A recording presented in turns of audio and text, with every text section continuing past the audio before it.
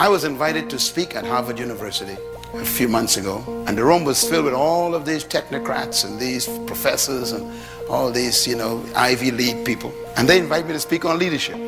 Do you know what I came in there and talked about? I talked about thinking. When I was finished, first standing ovation ever at Harvard University, they said. They had never heard anybody get into their heads before. I exposed those who were racist. I showed them that your thinking is your philosophy that destroys the way you treat people in your department. And until your thinking change, you are contaminated leadership. They had never heard such a level of teaching on leadership. Why? Because unless your mind changes, you will never become a leader. Ladies and gentlemen, let me put it this way. Attitude determines your limitation, which means that your belief system determines how far you go. You can never lead beyond your attitude and your belief system. And that's why your life is what you think it should be and exactly what it is. Attitude is the manifestation of your personal philosophy. Write this down. Philosophy is a product of your ideas. Do you believe that everyone is a leader? You have problems with that. And I understand, because the culture doesn't allow it. Could you imagine going to work tomorrow telling your boss, I am a leader too?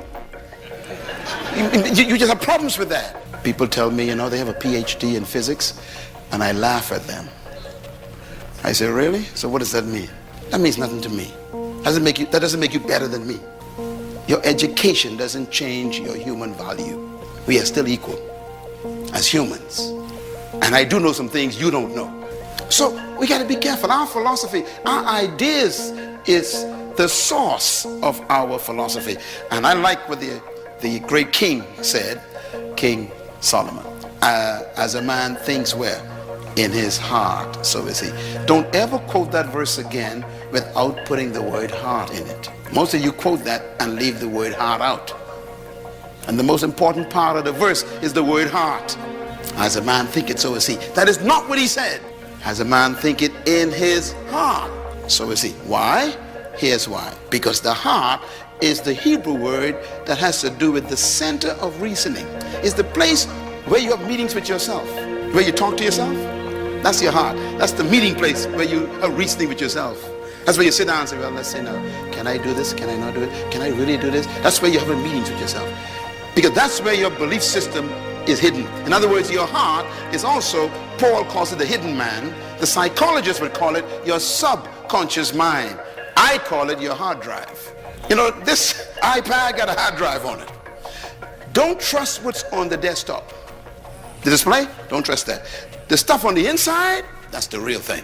Now, what is your heart? Your heart is the place where you keep all the ideas you collected all your life, the ones you believe, you keep it. So when you hear the word heart in the Bible, don't point at your chest, point at your head. Blessed are the pure in heart. Don't go to your chest. Religious people go to their chest.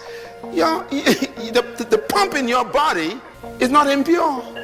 It's doing its job, pumping blood. So, blessed are the pure in heart. It ain't nothing to do with your pump. It has to do with your mind. Are your thoughts pure? Are you thinking with purity? So, he says, as a man thinketh in his heart, so is he. As a man thinks in his subconscious mind. What have you downloaded as your software on your hard drive that you believe? Every time someone presses a certain button in your life, whatever is there comes up. For example, there's some of you black people in this room. When a white man comes into your department, you become very nervous. And when a black man comes, you act like you don't care. In other words, there's something in your heart, your hard drive still got some problems. There's some viruses. You're sick. It's there on your hard drive. 40 years of struggle and you're still there. You ain't free yet. You just delivered. Deliverance is when you leave Egypt and enter the wilderness. Freedom is when Egypt leaves your mind. So stop telling people you're free. You are still in the wilderness. And notice what God did in the wilderness, He kept them going around in circles. 40 years going around in circles. My wife and I had an experience, I'll never forget this. We went from Israel to Egypt. And, we were going to visit Egypt for the first time.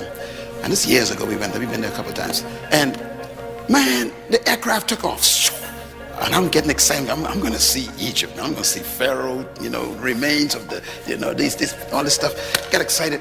And before I could get excited, they said, we're about to land. Fasten your seatbelts. I said, wait a minute. We just took off. And the flight attendant says, yes, we are landing. I said, well, we just left. She said, yes, but we're landing.